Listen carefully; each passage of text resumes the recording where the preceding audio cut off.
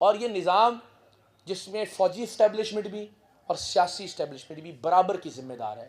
ہم صرف جو ہے نا کبھی کبھی وقتاً فوقتاً آ کے فوجی اسٹیبلشمنٹ کو برا بھلا کہہ کے سمجھتے ہیں کہ ہم نے اپنا کام کر لیا. خدا کا واسطہ ہے، یہ سیاسی ڈکٹیٹر بھی برابر کے ذمہ دار ہیں. اکیلی اسٹیبلشمنٹ تو کبھی نہیں آتی نا. جنرل مارشل اللہ بھی لگاتے ہیں تو یہی بدبخت انہی میں سے مٹھائیاں بھی تقسیم کرتی ہیں ہماری پولیٹیکل پارٹیاں. ایک آدمی کے خلاف دھاندلی ہوتی ہے تو دوسرا سیاسی ڈکٹیٹر کھڑا ہوتا ہے جس کے حق میں دھاندلی ہو رہی ہوتی ہے.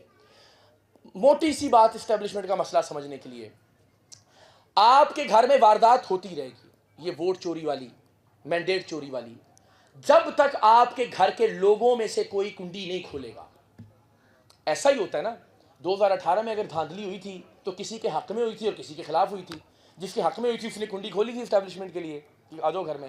2024 میں اگر دھاندلی ہوئی ہے تو یہی ہوا ہے کہ جس ایک بندے کے حق میں ہوئی ہے، ایک بندے کے خلاف ہوئی ہے اور کچھ لوگوں کے حق میں ہوئی ہے، انہوں نے کنڈی کھولی اسٹیبلشمنٹ کے لیے اس بار. تو آپ بجائے اس کے کہ وارداتیوں کے پیچھے بھاگیں، آپ پہلے گھر کے اس آدمی کا گریبان پکڑیں جو بار بار اندر سے دروازہ کھولتا ہے ان کے داخل ہونے کے لیے. تب تک وارداتیں نہیں رکیں گی. آپ جو ہے نا باہر کھڑا ہو جاتے ہیں گنڈاسا اٹھا کے سلطان رائی بن کے، آپ کہتے ہیں نہیں جناب یہ ہم نے جو مسلح لوگ ہیں نا ان کے خلاف ان کو برا بلا کہہ کے انقلاب لے کر آنا. نہیں آئے گا انقلاب. پہلے وہ جو نکھٹو لوگ گھر کے فرد آپ کے جو واردات کرواتے ہیں اور کروا کے لوٹ کے مال میں سے آدھا حصہ لیتے ہیں، ان کو گریبان سے پکڑیں اور باہر نکالیں گھر سے. پھر گھر میں وارداتیں رکیں گی، پھر چوریاں رکیں گی.